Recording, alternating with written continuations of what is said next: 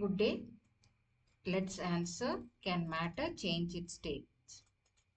We all know from our observation that water can exist in three states of matter: solid as ice, liquid as the familiar water, gas as water vapor. But we need to probe what happens in matter when change of states occurs. What happens to the particles and how the change of states take place. Answers are arrived at by changing temperature and pressure applied on the matter. Let's conduct an activity that involves changing the temperature. Imagine we take ice in a beaker and start heating it slowly. Ice starts melting, ice becomes water, water starts boiling, water becomes steam. Does temperature keep increasing continuously? No. Students, in a solid, particles are very tightly packed. They cannot move freely. They only vibrate in one place. Now, what happens when we heat it? Heat gives energy to particles.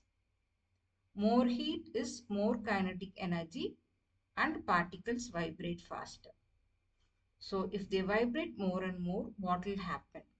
They start loosening from their positions. At one stage, particles get enough energy to break the attraction holding them tightly.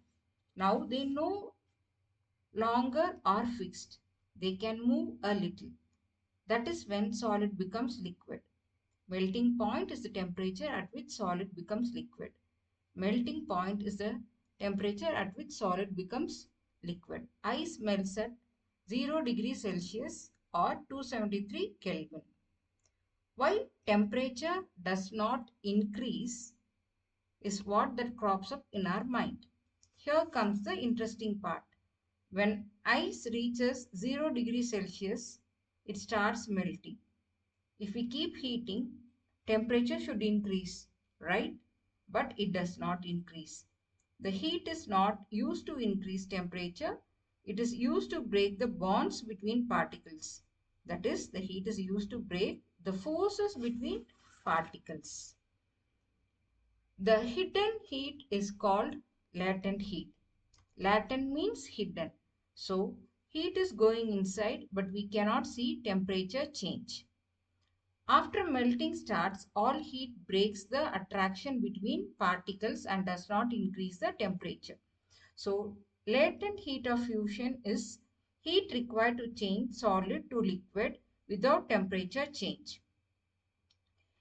As water has absorbed latent heat, water at 0 degrees Celsius has more energy than ice at 0 degree Celsius. Boiling follows the same logic. When we heat water, particles move faster, faster, faster.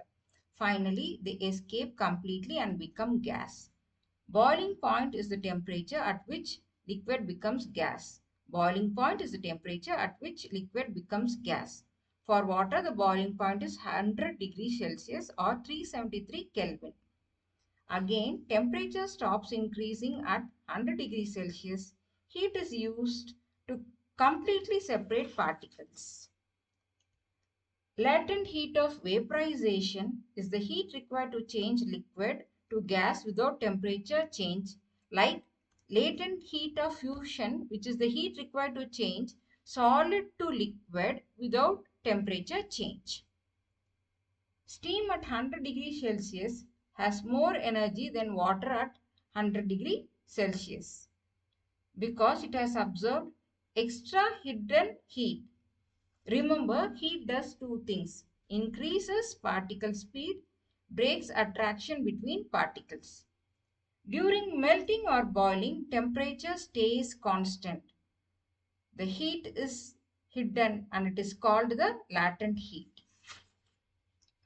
In certain cases, we observe direct changes from solid to gas, sometimes direct changes from gas to solid.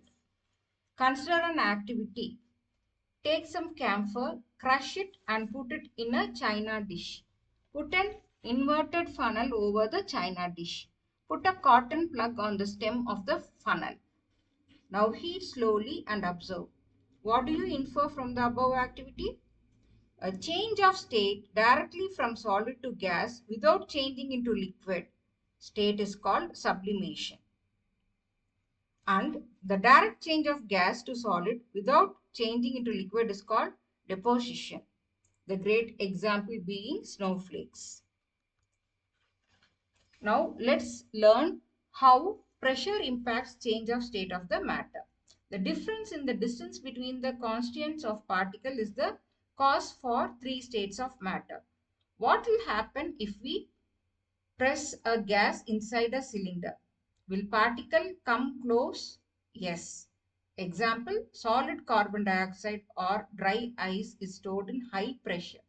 It directly changes to gas when pressure decreases.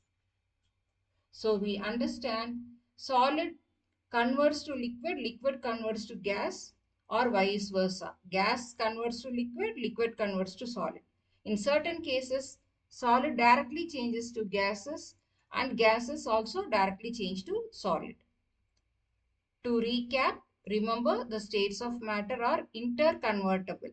The states of matter can be changed by changing temperature or pressure. Thank you.